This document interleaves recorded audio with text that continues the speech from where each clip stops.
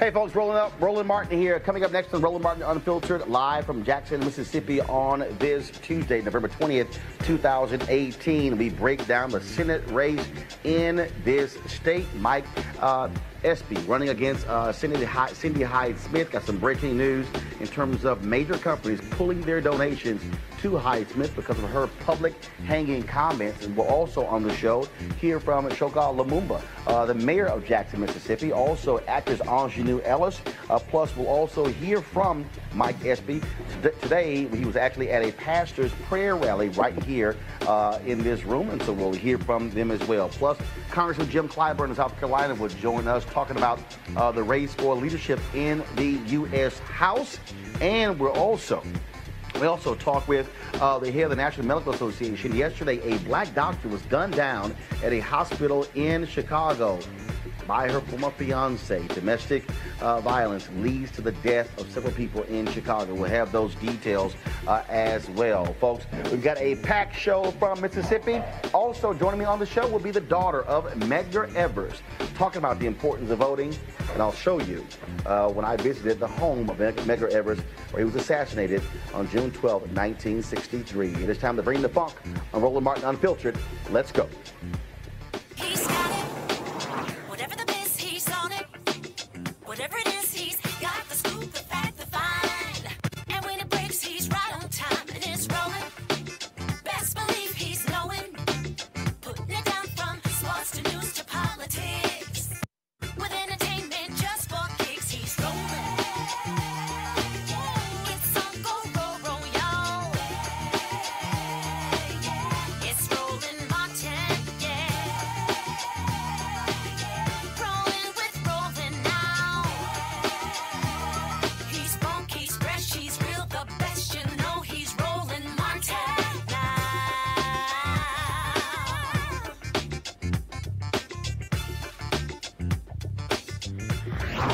Martin. All right, folks, 7 days before the U.S. Senate race in Mississippi takes place on November 27th, pitting former Department of Agriculture Secretary Mike Espy against a Republican incumbent Cindy Hyde-Smith. It is a race where internal polls show Espy is within striking distance of Cindy Hyde-Smith. 944,000 people voted on November 6th for the three candidates. Espy and Hyde-Smith were the top two in that particular campaign, and you had more than 300,000 folks who actually voted for Espy, putting him in the top three. It is a battle for votes trying to replace Thad Cochran, of course, who retired due to health reasons.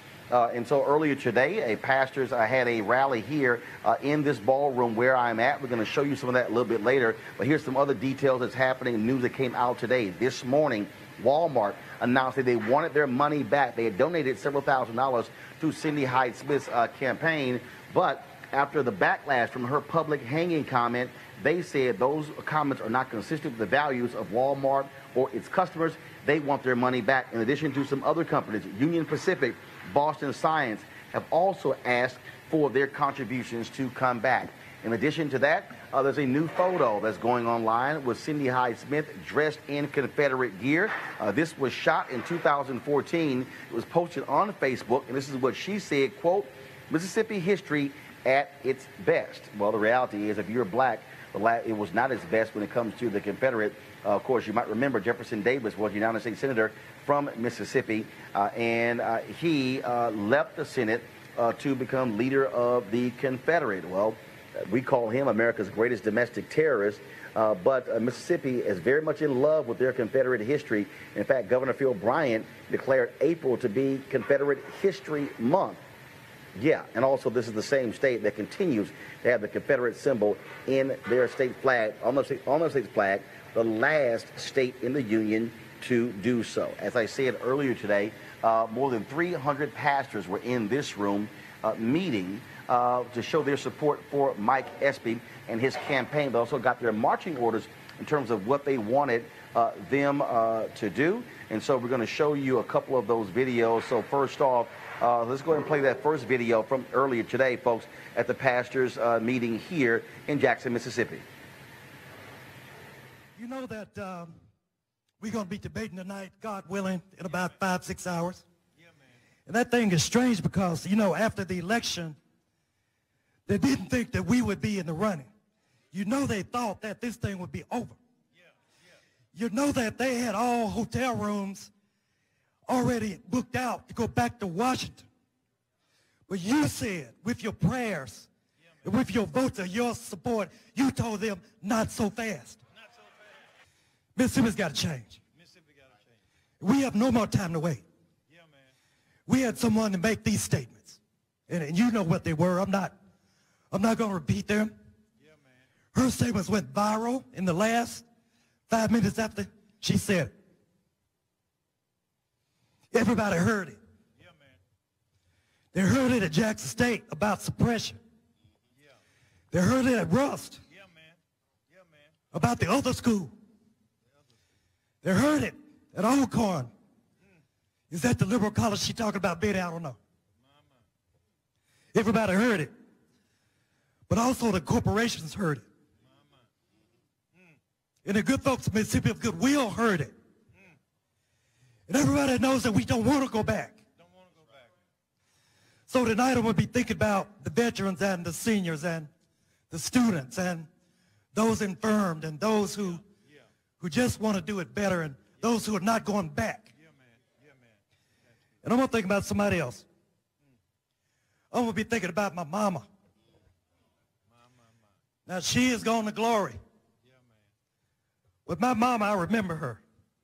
She taught me and my twin sister how to read and a chalkboard in the kitchen because we couldn't go to a public school in Yazoo City. And you know why. I'll be thinking about my mama who went downtown Yazoo City to try on a dress. And on it, so I told her, Willie Jean, if you try it on, you got to buy it. Because those who coming behind you, they may not want to try on what you just tried on. And I remember when she went to the shoe shop, Roland, and she said, I want to try on these shoes. And I said, well, Willie Jean, if you got to try them on, you got to buy them. Because they may not fit you and nobody's coming behind you. So I'm going to be thinking about Willie Jean. I'm going to be thinking about your mamas and your daddies. I'm going to be thinking about my matriarch, Fannie Lou Hamer, who fought and bled and died in Ruleville, Mississippi. You know, when I decided to run back in March, I didn't know that whatchamacallit was running. I didn't know who was running. But I decided to pay a visit to Ruleville. And you know, she's buried in Ruleville, and she's got a big statue there. I'm talking about Fannie Lou. Yeah, man. And Roland, we had I was by myself. I didn't have drivers. I didn't have staff. Nobody but me. Yeah, man. And I went to her gravesite, and if you haven't been there lately, it's surrounded by a chain link fence. Yeah. And it was locked. I was surprised it was locked because it was a Saturday afternoon, but nobody was there. Yeah. And so I'm going to admit something to you tonight. I got a little screwdriver out of my car. And I picked a lock because I wanted to be with her alone. And that gate opened. And I closed it behind me, and I put some money in the collection box so they could fix the lock that I just broke.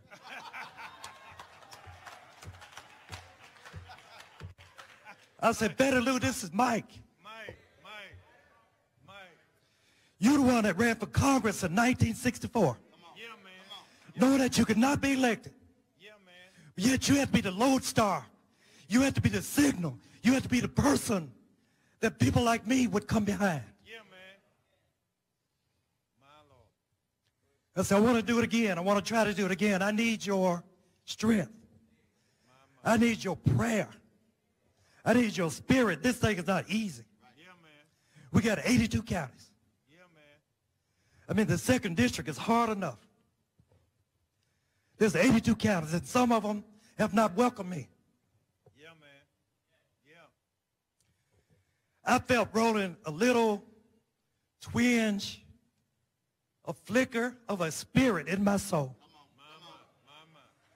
And Thad Lou said, go on and get it. Go ahead and get it. Go on and get it.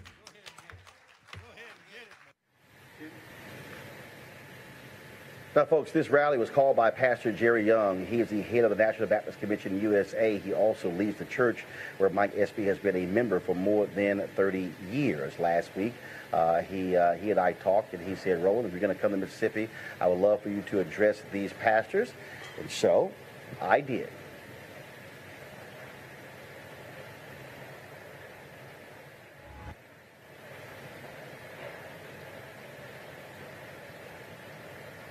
This is a different state in a different place when it comes to our people. When I landed on Sunday night, got my rental car and was driving and waiting on my crew to land 2 hours later. What I initially thought of is not what was I going to eat. I thought about when Harry Belafonte talked about him and Sidney Poitier coming to Mississippi and then them being chased from the airport. I think about so many of our ancestors before us in terms of the role that they played. If they were willing to do what was necessary, even though they knew they were not going to see the fruits of their labor. See, what I understand is when I listen to certain people who want to lead, what I look for, people often talk about who was a Moses, who was a Joshua, but see, I look for modern-day Nehemiahs.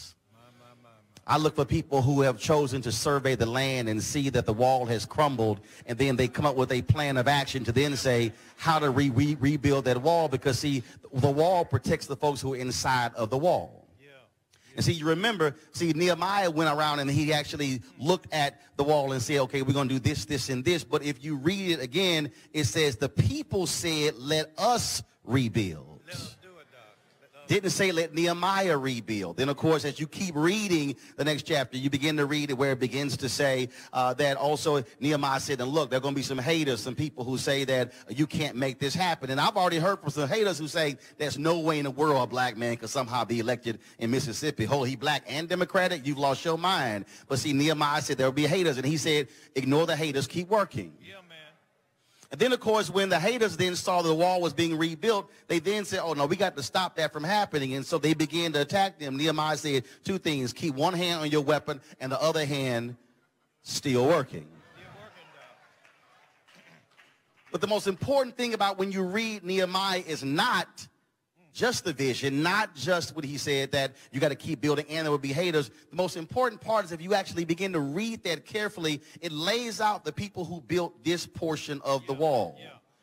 See, which means that if you on one part of this state, you cannot be concerned about the other part of this state, because if you're ignoring the wall right in front of you, then you are losing sight. See, they could not rebuild the wall if the people right in front didn't build their portion of the wall. And the person next to them build their portion of the wall. And the person next to them, they'll build their portion of the wall. The reality is no wall can be built if you don't do what's right in front of you. Which means that no one can win if you can't mobilize and organize just where you are.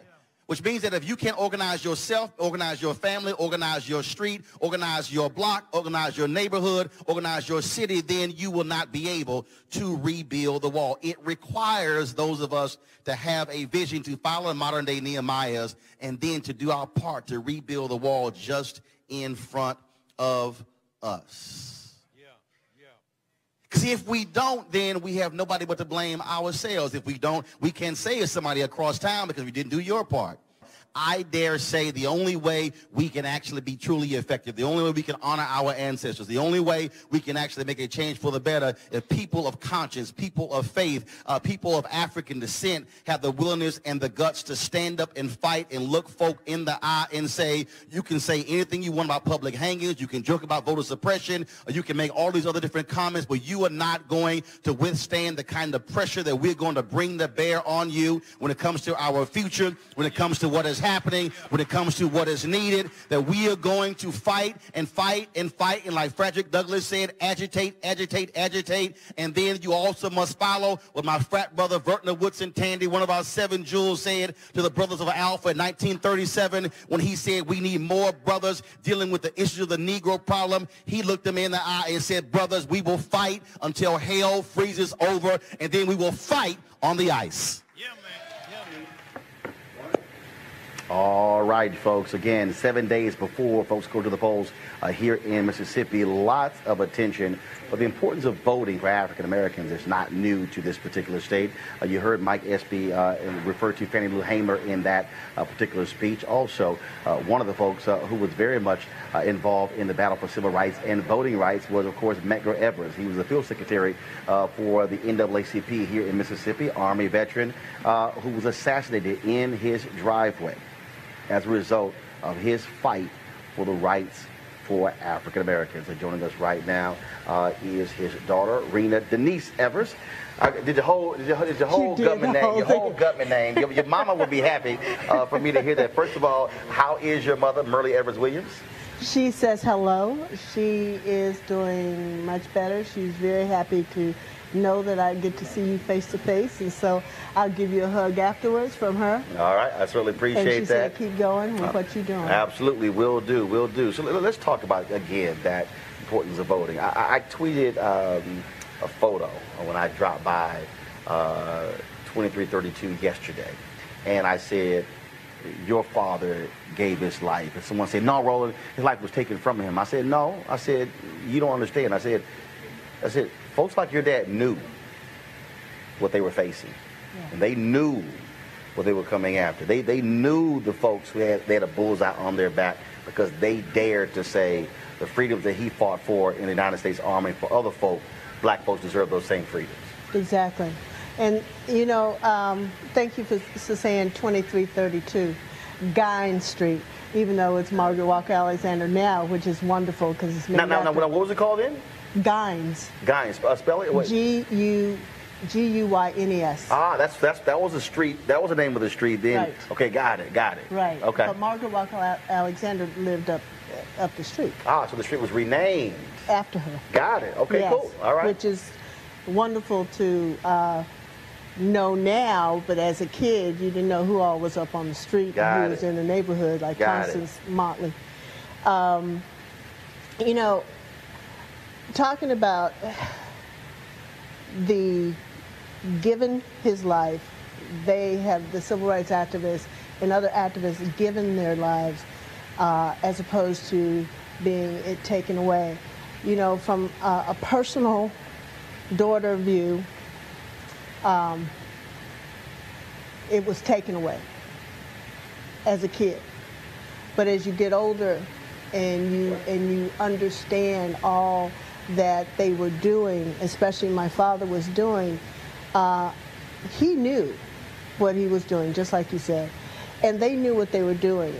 The threats that came in all the time into the house, the threats that came to us in person, was critical in shaping my father's steps.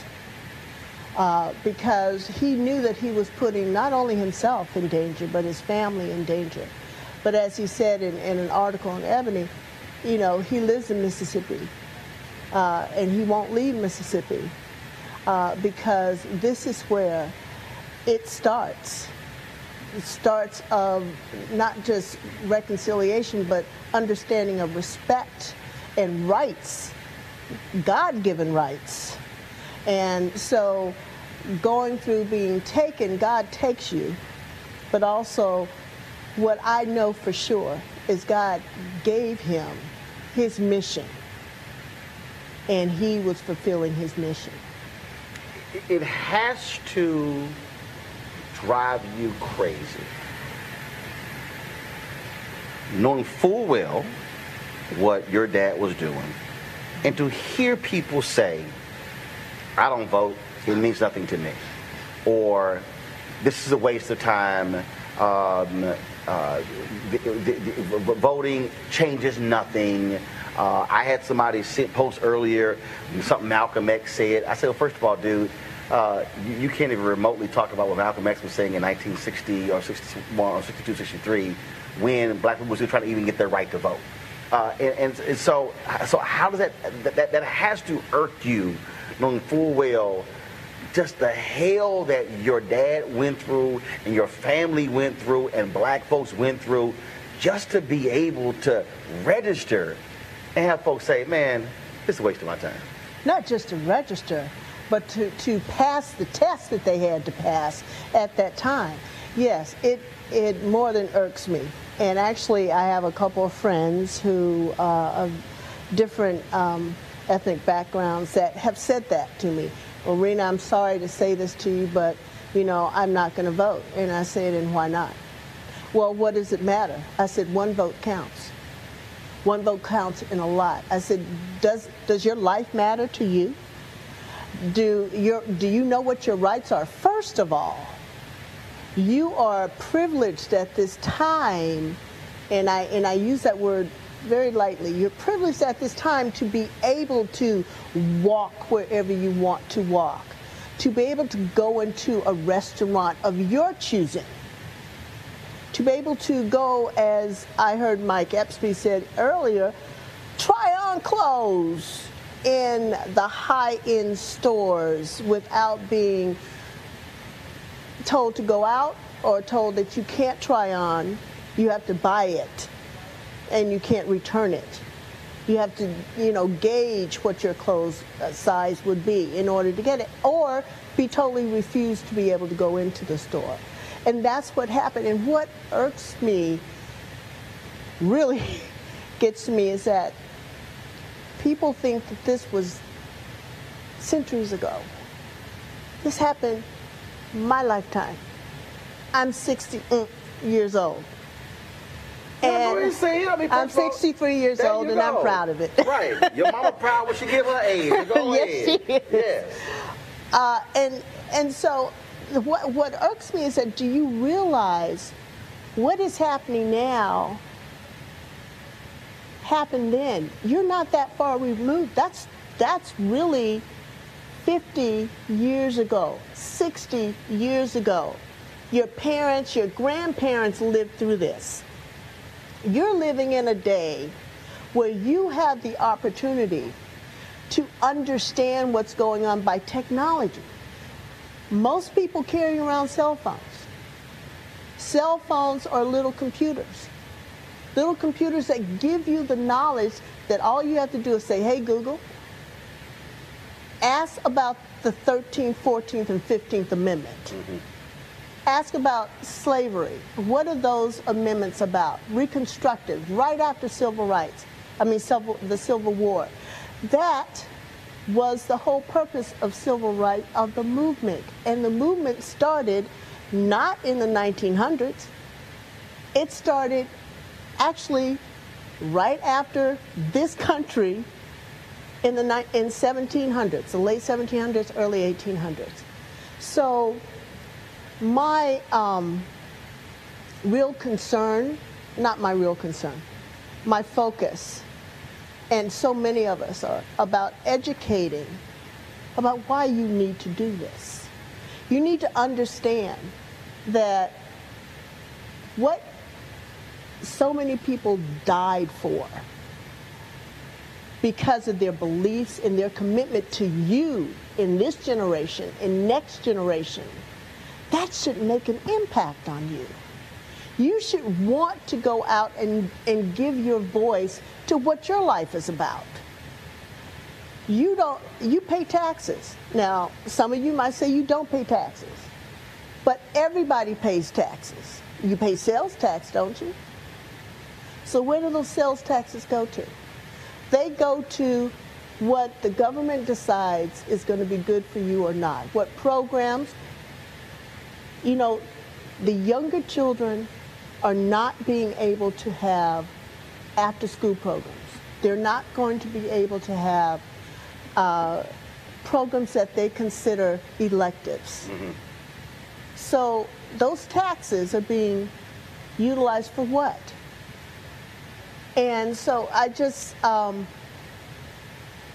go back to, does it irk me?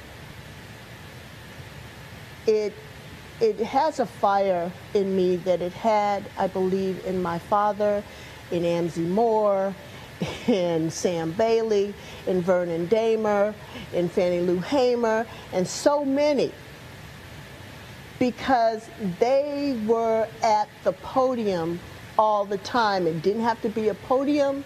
in front of a large audience. It was each and every one, and that's what we have to do, to educate about your rights.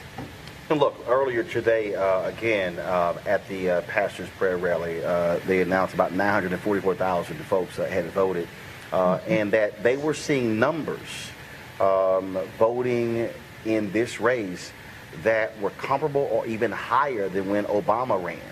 So you got black folks in Mississippi who are energized, but clearly for Mike Espy to win, he's going to need a very, very high turnout of people in order to do so.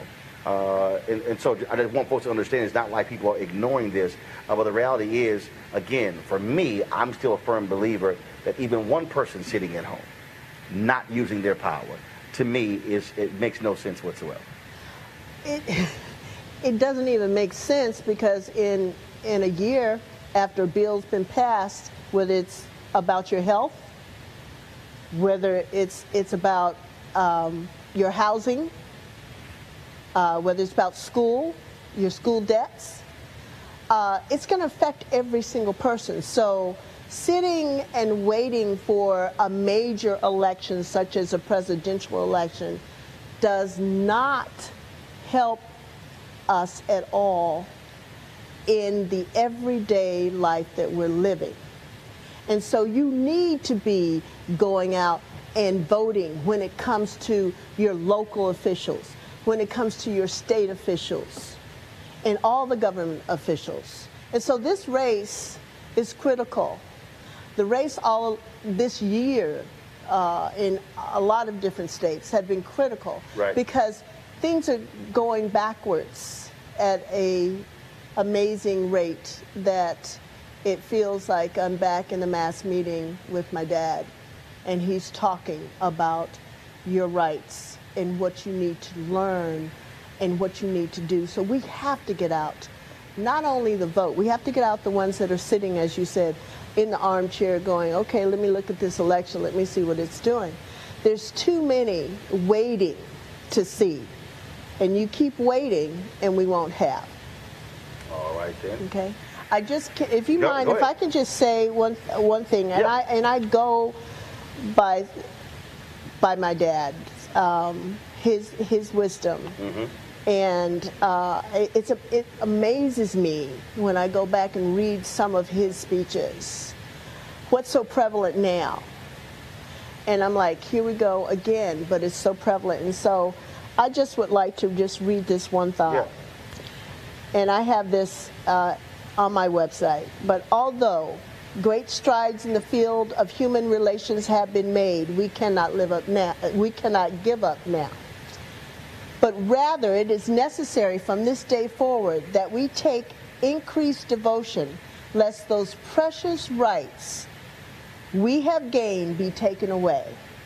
Let it not be said of us when history records these momentous times that we slept while our rights were taken by those who would keep us in slavery, by those who say that we are doing all right.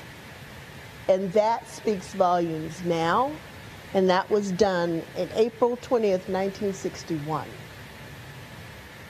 So that's valid now. So those of you who are out there hearing this, don't sleep away your rights. Go out and vote. Take at least 30 people with you, or make sure that they go out and vote, so our rights will be in a solid foundation in this nation. Roland Evers, always good to see you. Love you. I appreciate it. Okay. Thanks a bunch. Thank you, Steve. All right, then, folks. Speaking of the issue of voting, that's what House Democrats are going to be doing very soon for their leadership. Of course, Nancy Pelosi, she wants to return as Speaker of the House. Steny Hoyer of Maryland, he wants to be the House Majority Leader. And my next guest is running again to be Majority Whip. Joining us right now from South Carolina is Jim Clyburn. Congressman Clyburn, how you doing? I'm doing good, Roland. How are you? But good to hear from you. Doing great. Well, first of all, certainly, I do want to get your thoughts before we talk about the House leadership vote. I do want to get your thoughts about Mike Espy running here in Mississippi. You, of course, civil rights leader in South Carolina. You remember Medgar Evers very well, the fight that black folks had to vote in Mississippi, and just your initial thoughts about his campaign. I do remember all of that very well, and it's kind of interesting to hear the previous guest talk about 1961, the year I graduated from South Carolina State. Also, the year I went to jail for my final time. And it was all about trying to get the right to vote off the back of the bus into making individual decisions based upon whatever you were capable of rather than because of your skin color. And to see what is happening now, new Supreme Court decisions gutting the Voting Rights Act, new judges being appointed, judges who make it very clear in their writings and their speeches that they will turn the clock back if given the opportunity. And one of the checkmates to all of that is the Mike Espy race down there in Mississippi. If Mike Espy were to win this election, I think a week from today, he would be standing in the gap of whether or not these right-wing judges will continue to be appointed to the United States Supreme Court. I am hopeful that people in Mississippi will turn out in record numbers, something similar to what the people in Alabama did when they stopped Judge Moore. And things are lining up for that to be the case. Judge Moore made who he was and still is, I suppose, very clear in things he did and things he said. And people were incensed by it. And a lot of people who would have ordinarily voted for him were insulted by it. And the ingredients were there for us to win that victory. What we just heard, this senator have to say about making a joke about a public hanging. And I understand rather than apologize, she doubled down. And other things have come out that she has said. And I venture to say it was a bullhorn rather than a dog whistle. That is, you can't have a louder bullhorn than that, than to talk about a public hanging and try and never apologize for it. She was sending a signal to various people there in Mississippi, and one of them responded almost immediately, writing her a check for $2,700, which is all the law will allow him to make. I'm told within a couple of days of that statement, that check came from one of the most right-wing people in Mississippi, and I think that's why she said it, in order to the gender reaction from that element. So I'm calling upon the people of Mississippi to really get out to the polls in record numbers. Now that Walmart has now stepped up and demand their money back for the contributions they made to her, I just believe that there are enough people being insulted by this for us to be incented to the extent that we'll get out and vote. Congressman, I got to ask you this question here. Politico is now reporting that your fellow Congressional Black Caucus member, Marcia Fudge of Ohio, who was considering running against Nancy Pelosi to be the Speaker of the House, she has decided not to, that she is going to endorse the Speaker. She said that she is being promised by Pelosi to work to protect voting rights and assure her that, quote, the most loyal voting bloc in the Democratic Party, black women, will have a seat at the decision-making table.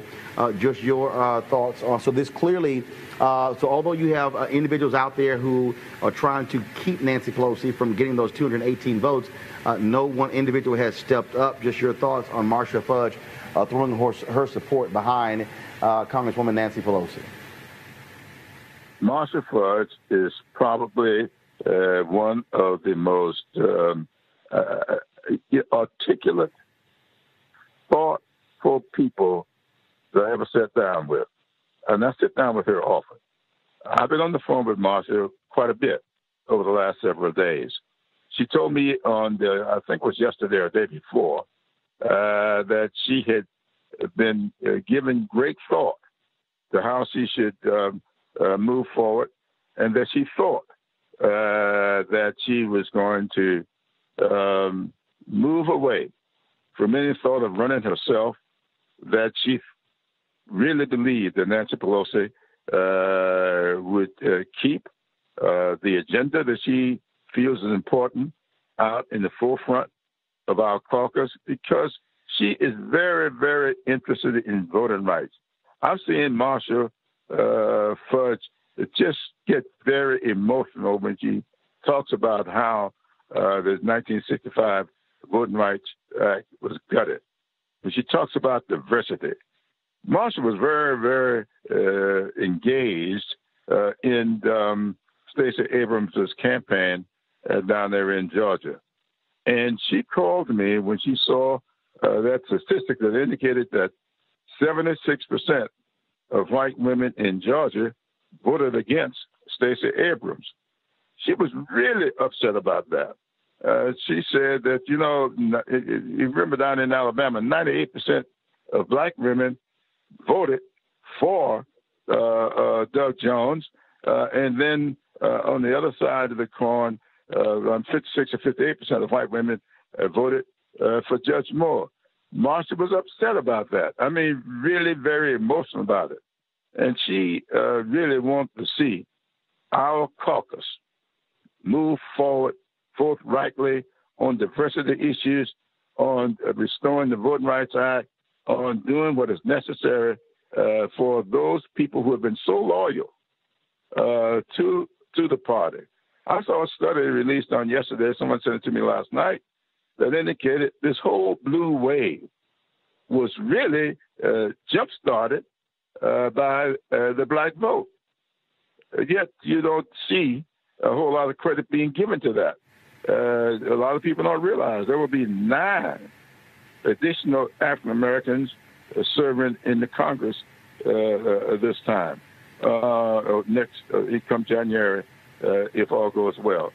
And so Marsha Fudge really, really was upset by some of the language, some of the comments that she heard, and people not giving proper credit to what African Americans have done with the Democratic Party. And that's what had her really concerned. But she told me on yesterday that after giving a great thought over the weekend and discussing it with her family, that she was not going to move forward in the challenge to Nancy Pelosi, but that she had some discussions with Nancy. I think it's been publicized. They met before we left Washington on Friday. And then after mulling over that, she decided that she's going to vote for Nancy, going to support Nancy, and I think she says going to support the ticket of Pelosi, Hoyer, and Clyburn. Well, we certainly will see what takes place there. Again, we know that you're running to be the majority whip, Congressman Clyburn. Glad to have you. Can't wait to have you back in the studio to spend some time with us. Of course, we are down here in Jackson, Mississippi, covering all the angles. And I hear you, but I tell you what, there's at least one show that gives black folks credit for what took place on November 6th, and that's Roland Martin Unfiltered, which is why we're here, because there are no black news shows on black cable news networks. There are no other shows that's blacker than we are, and that's why we're here, to be sure to tell our story so nobody else is controlling the narrative. Well, thank you so much for doing that. You've always been upfront with that. You've never been ashamed or in any way abashed to really tell it like it is, and I really appreciate you for that. And thank you so much for doing that. And I hope that your listeners down there will respond in a way that will make us all of us, proud to be Americans. I've been saying throughout this campaign that overarching everything this year, we can talk about health care, affordable housing, student loan debt, These are big things. But overarching all of this, I think, is America's goodness, the basic goodness that we always had, even when it was a lot of inequality. There's been a basic goodness about people. The guy in the White House today is sowing seeds of discontent, discord, and it's going to be disastrous if we don't check him. And the best way to check him is to send an African American from Mississippi to the United States Senate. That would send a signal like none other to date. Congressman Jim Clyburn, we appreciate it, sir. Thank you so very much. Thank you so much for having me. Yes, sir. Thank you very much. I want to go to my panel right now. Spencer Overton, he's the president of the Joint Center for Political and Economic Studies. Malik Abdul, Republican communications consultant, and he also, of course, is a native of Mississippi. I want to start with you, Malik. We'll go to the news of all these companies, Walmart, these other companies pulling their money, Boston Scientific, pulling their money from Senator Cindy Hyde-Smith because of that public hanging comment. That comment has gotten lots and lots and lots of attention here in Mississippi, Malik. Yeah, you're absolutely right. Most of my family, as I said, are Democrats. Actually, all of my family are, are Democrats, and so they are hot about the comments that Cindy made. I said on the show here that I didn't agree with her comments, and I thought that she should have came out with a much more forceful, an apology first, and a much more forceful one at that. Whether or not it really affects the outcome of the race, I really don't know if we're going. I don't know if that's actually going to happen. But the fact that Walmart and some of the other companies pulled, are asking for money back or something, it doesn't surprise me. It doesn't surprise me at all. Spencer, you are the author of the book Stealing Democracy, New Politics of Voter Suppression. And the bottom is this here. We know that voters, whether you are white, whether you're black, whether you're Latino, people respond to things in a much different way. And the reality is, in the sense that I've gotten being on the ground since Sunday, is that black folks have been very energized and very focused as a result of that public hanging comment. You have others who say, look, she knew exactly what she was saying. Of course, her also joking about voter suppression. Her campaign saying that was edited out of context, yet the student who they used, her campaign posted a photo of that student to try to say, oh, I was talking to a couple of black students. That student said, don't you dare use me for your campaign purposes. And so, again, yes, the polling shows that Hyde-Smith is in the lead, but the reality is a strong black turnout could make Tuesday night very, very interesting.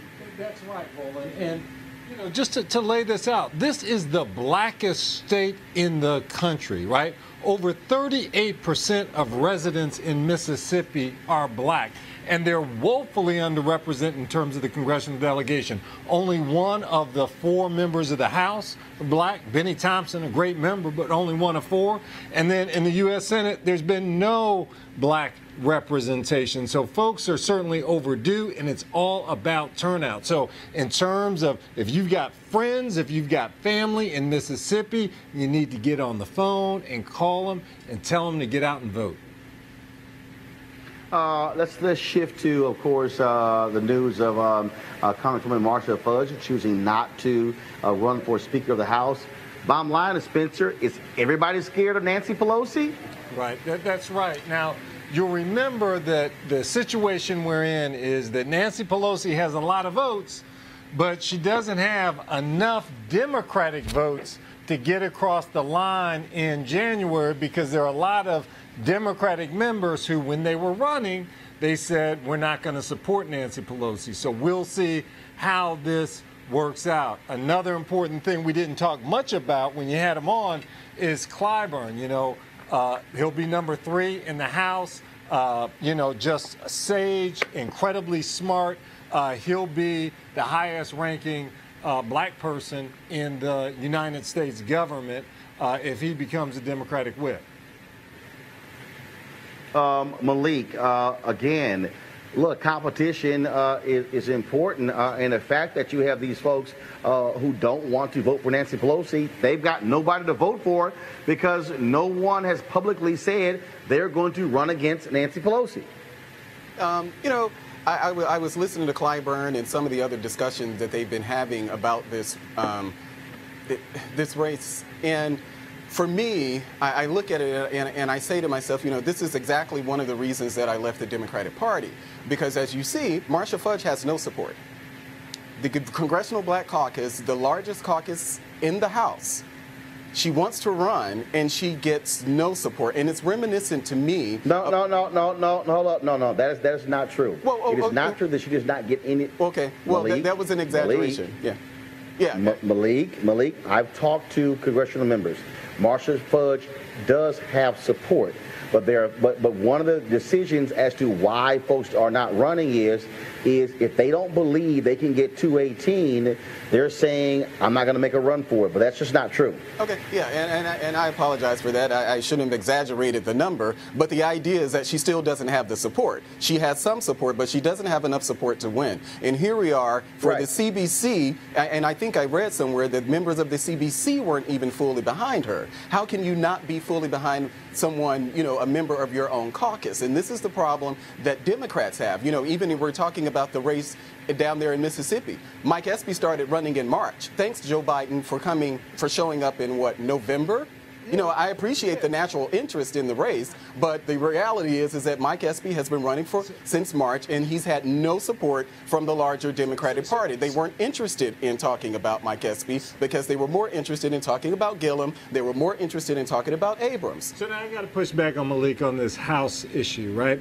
And I got to push back because if you look at the Republicans in the House, I mean, we've been through speaker after speaker because it's such a difficult group to manage here. I mean, we basically have Paul Ryan leaving because it's just a difficult group to manage. With Nancy Pelosi, you've got someone, you know, certainly she's got her defectors here, but she does have a significant amount of support. She's raised over $100 million for the Democrats in terms of doing this. And so certainly I think the Republicans have been much more so cats scrambling every which way as opposed to the Democrats. And it takes real strength to hold so many different people in line. Yeah, I'm not going to, I give Nancy credit. She's very talented. She's a skilled tactician. She's great. But the reality is that there sits Marcia Fudge, and she has no support. Well, she has very little support, and it doesn't seem like she has that from her caucus. Okay, again, you have support there. It may be 60 to 100 votes, but you need 218 as really what the issue there is. All right, folks, gentlemen, hold tight 1 second. I got to go to a break. And so I want to share a message from one of our partners, folks. As we transition into the holiday season, this is the time when people are starting thinking about giving and also sharing. And sometimes the best gift is when you actually present an opportunity to yourself. Give yourself your own gift. That's why our friends at Transatlantic Real Estate have created an investment opportunity for the everyday investor involving legal marijuana and crowdfunding. Now, we all know that legal marijuana has created one of the fastest growing industries in the country, no pun intended. Also know that crowdfunding makes it easy to be an early investor of an opportunity, but it gets even better. What Transatlantic is doing is different, and that is their business model is essentially buying the land that supports marijuana grow operations and leasing it to licensed, high-paying tenants. Now, what that means is you will be a landlord of a licensed marijuana farm in a high-growth market. Now, they're accepting investments for little as $300 up to $10,000 before the company goes public. Now, here's what's important. You must complete and confirm your application to participate. Again, complete your application and confirm your application to participate. Now, you can spend all your holiday money on gifts, but what if you get a return on your investment? You could also could consider making an investment for somebody else, and that could be their gift.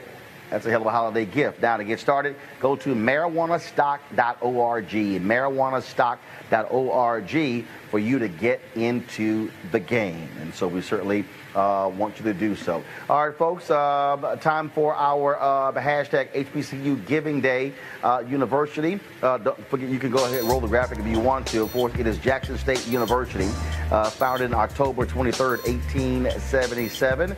One of his great graduates is Walter Payton, also Cornell William Brooks, former CEO of the NAACP. as well as Congressman Benny Thompson and Rod Page, former Secretary of Education for the United States. So as you support Jackson State, go to www.js.ums.edu, js.ums.edu. And graduates of Jackson State, we want you to also give back to help there.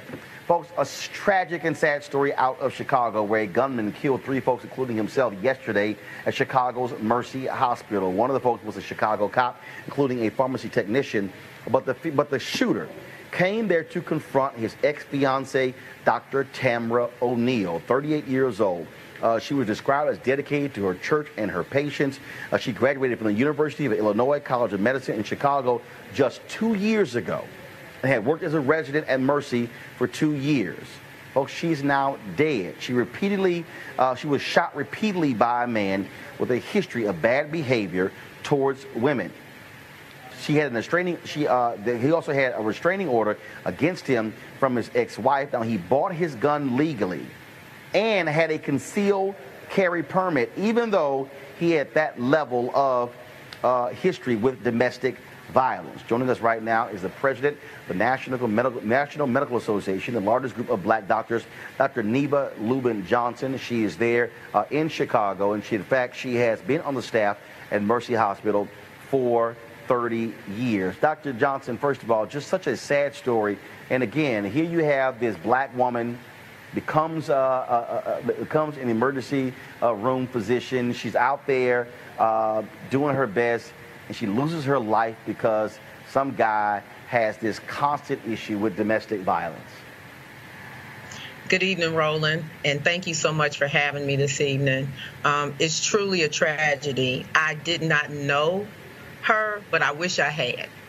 From what I've heard about her today, she is someone that I hope we all aspire to be. She was a leader in her church, director of her church choir, and also had a program where she donated school supplies to disadvantaged primary grade children, Dr. Tamara O'Neal. And so, my condolences to her and her family. My heart aches for all the families of those killed yesterday, but also to the patients, the staff, and my colleagues at Mercy Hospital. You are calling on Governor-elect J.B. Pritzker to enact stricter gun control laws. Now, we know, of course, Chicago, they had their gun law that was challenged. I'm just trying to understand, how can this guy have this history when it comes to abusive behavior with women, yet was still able to buy a gun legally and get a concealed gun permit? And I think that's one of the things that needs to be done. One of the things that needs to be done for sensible gun reform. I mean, somebody who had a restraining order taken out on them should not be given the honor and the privilege of being a gun owner. And I think that's one of the things that can be done. And I'm saying the legislature needs to pass some legislation that he can sign, so we'll have some sensible gun reform. Not only did he have this restraining order, but he also was cited, although not charged, for sending unending texts to an ex-girlfriend. And also, he was put out of the fire academy for aggressive behavior towards women. Well, it is certainly an absolutely sad story. 3 people are dead. The gunman took his own life as well. And it is sickening to actually think about. And our prayers certainly go to Dr. O'Neal's family, as well as the other folks who lost their lives as well. Dr. Johnson, will keep us abreast of what happens with the governor-elect there. Anything we can do to help, please let us know. I will definitely do that, and thank you again so much for having me. I really appreciate this opportunity. God bless, and happy Thanksgiving to you and all your viewers. Appreciate it. Malik, I want to start with you. Again, I know people out there, they love talking about the Second Amendment, how important it is. But when you have individuals out there who are abusive to women, who are dangerous to society, for this guy to somehow get a gun legally and to get a concealed gun permit, to me, is absolutely crazy. Yeah, as someone who's, very pro-Second Amendment, I grew up, in Jackson. My grandfather would drive around with his shotgun in the back of his truck because he was allowed to do it. So I'm definitely pro-Second Amendment. But in this case, and what we're talking about in Chicago, the system failed. the system failed her. The system failed this, Chicago. I don't know. I know that Chicago is a very, as far as their gun restrictions, I do know that they were very restrictive with their guns. But this seems like we need to have a larger discussion, and we have these sort of things all the time. Each time something happens, we say to ourselves, okay, well, what are we going to do? But in this case, I mean, the guy bought the guns legally. And there has to be some sort of check before he's able to do that, some sort of mechanism. Even I'm saying this as a conservative, there needs to be a mechanism to prevent these type of things, because I would like to see what the NRA's statement on something like this is, because this is indefensible. Something failed, and it wasn't having, and the answer is not another person having a gun. Something failed to the fact that, to the idea that he even had the gun. So, I think that, they need to look into that. And whatever they can do, we don't need to have Americans around this country dying for something like this. And Roland, the data shows that domestic violence is an indication of people who are likely and prone to commit gun violence. So certainly the Illinois law needs to be changed. One problem, though, in Illinois, and this is the reason that I think we differ on this. One reason we need federal regulation is because a lot of the deaths that happen in Chicago are a result of guns that are brought from Indiana, where there are fewer restrictions on guns. Yeah, that's true. That's true. Yep, and that really is the problem there, those collar counties that are around Chicago. So it's really a sad story. Folks, I am broadcasting live from the ballroom here at the Marriott in Jackson, Mississippi, where earlier today there was a prayer rally for Mike Espy, who is running for the United States Senate. He's going to be debating Senator Cindy Hyde-Smith tonight in about an hour, and so we'll be sharing that on our streaming channels as well. But before that rally, I had a chance to sit down with the mayor of Jackson, Mississippi, Chokwe Lumumba, of course, who succeeded his father, who was elected in 2014. Shortly thereafter, died of a heart attack. And he is considered the most radical mayor in the country. And he said he has a strong vision for this city. And so here's some of our conversation. The first thing I want to start off with, we do have some breaking news. Walmart has announced that they want their donation back from Cindy Hyde-Smith as a result of the public outrage over her public hanging comments.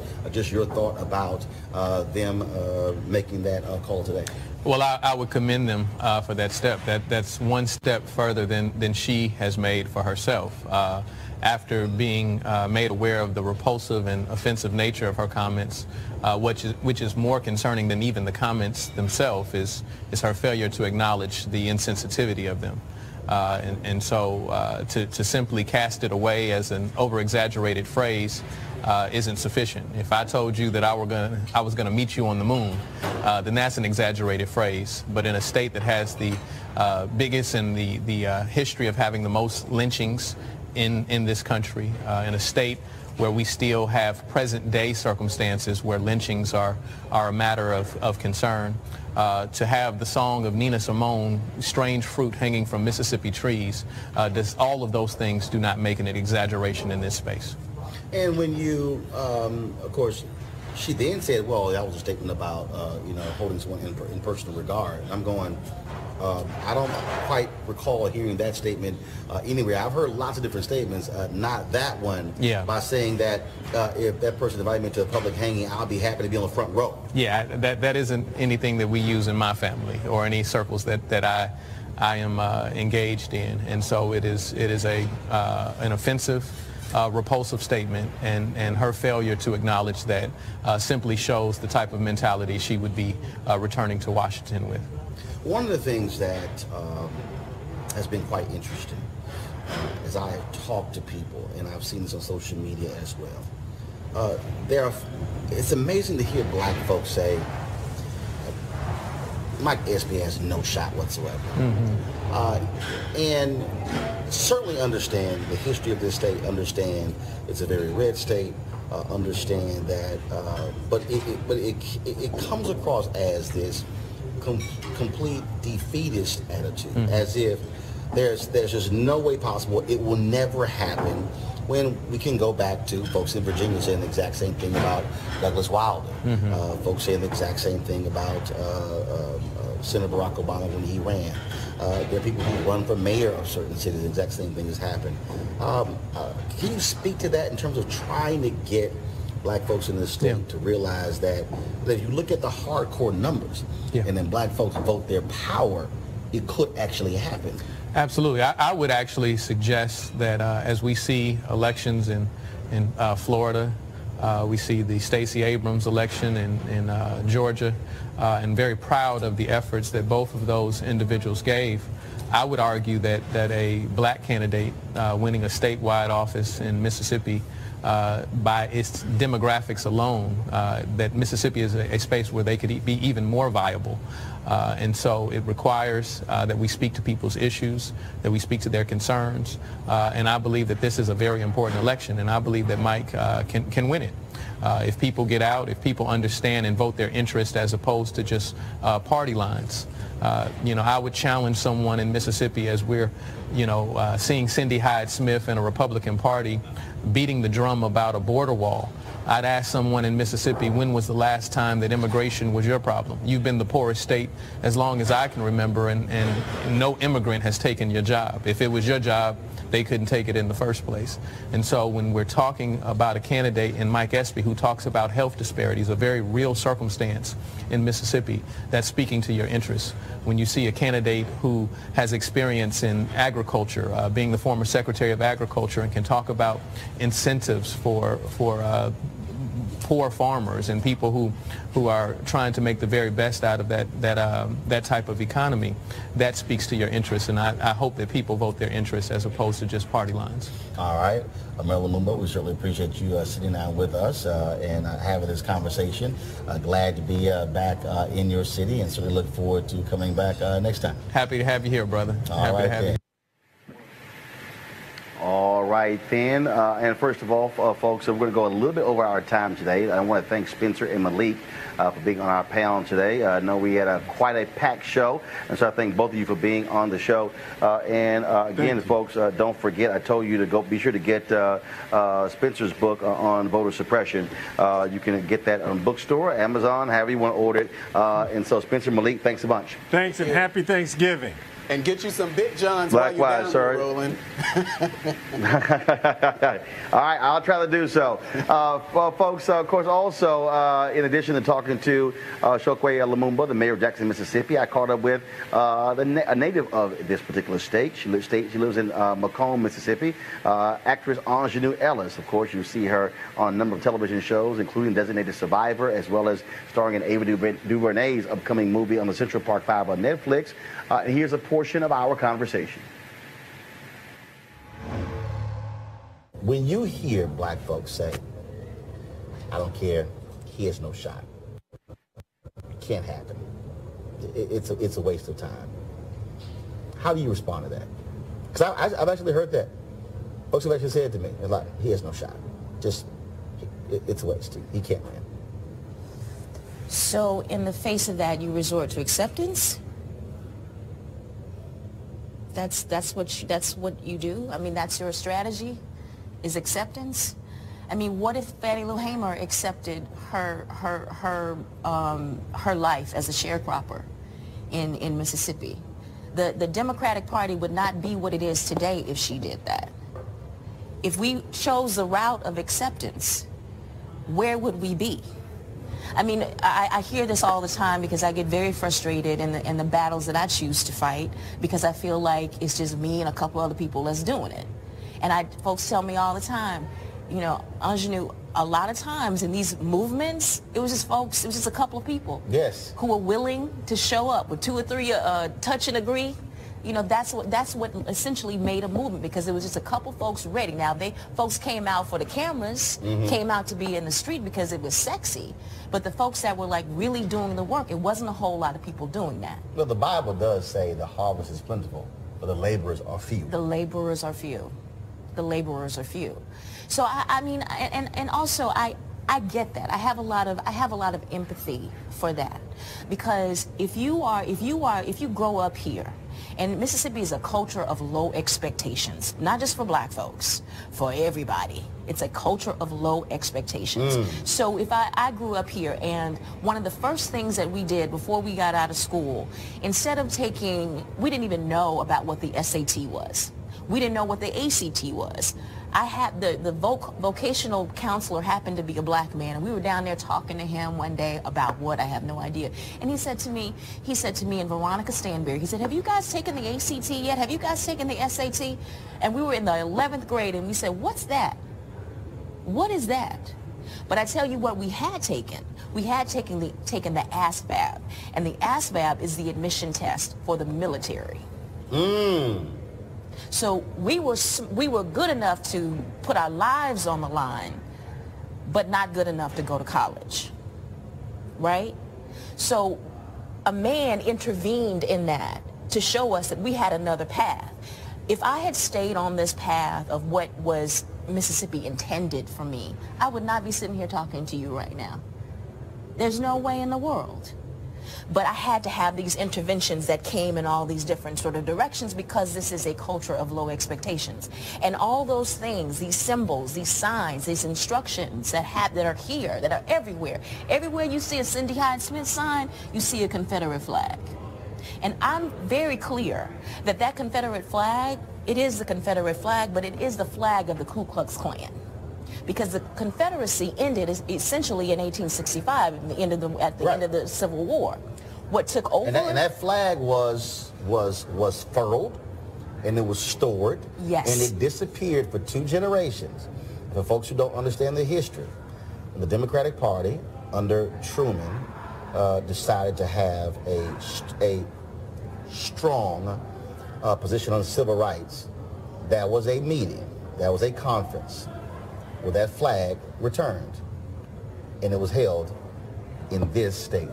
Yes. The Southern Manifesto was written, and that meeting was held in this state in 1948, where that flag reappeared. It had been gone for 2 generations. And so when I hear all these people who talk about, well, no, there's no association with the Confederate flag and race, no. Yeah. It was a direct appeal. Southern Manifesto, the Democratic Party on the issue of civil rights, and then of course Brown versus Board of Education, then of course all of these schools being named after Confederate leaders.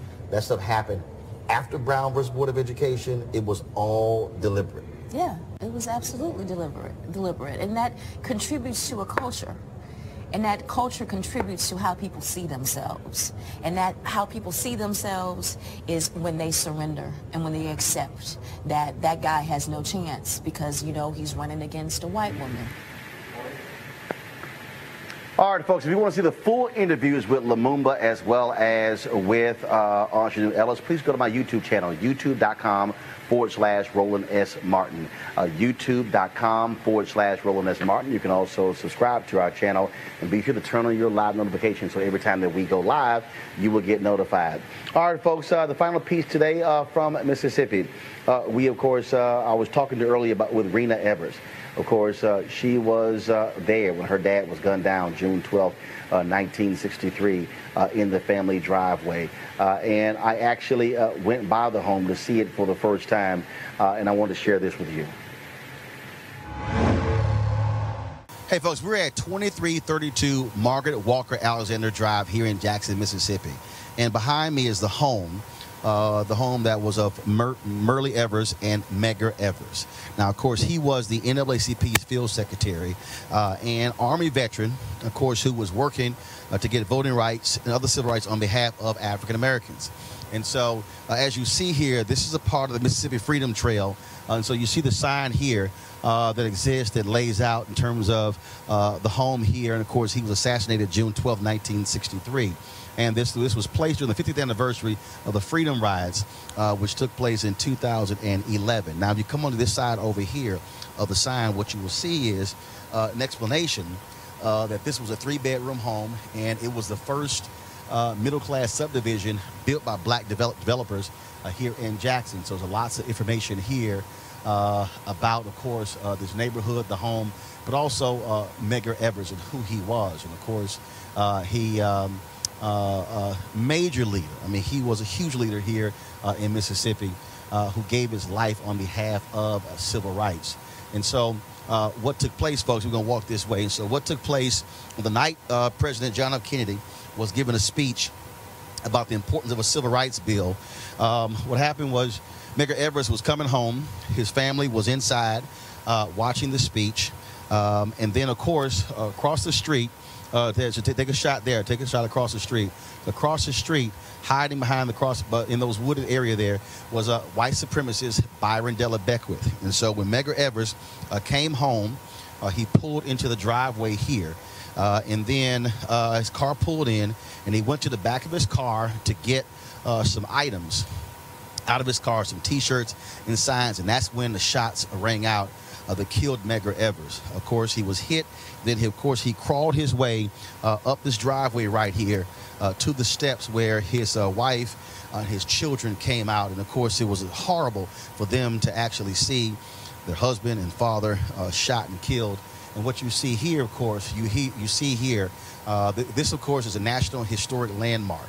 And so you see the sign right here that says that the bullet passed through Medgar's body and crashed through the lower left pane of the living room window. So the bullet went through his body and hit the window. And, of course, and it has all the details here. These photos were taken by the Jackson Police Department shortly after his murder. And you see an aerial shot as well where it took place. And so, and it says here that the aerial view shows the Evers home at the very top of the photograph. It depicts where assassin Byron Della Beckwith's car was seen earlier by witnesses at Joe's Drive-In. And, of course, spot number 2 indicates Beckwith's hiding place from which he fired the shot that killed Medgar Evers. And so, of course, as I said, it's a National Historic Landmark. And you see some of the other photos that are up here as well that marks. And so the image over here, this was the car that Medgar Evers was driving, the white car. And then, of course, he was shot.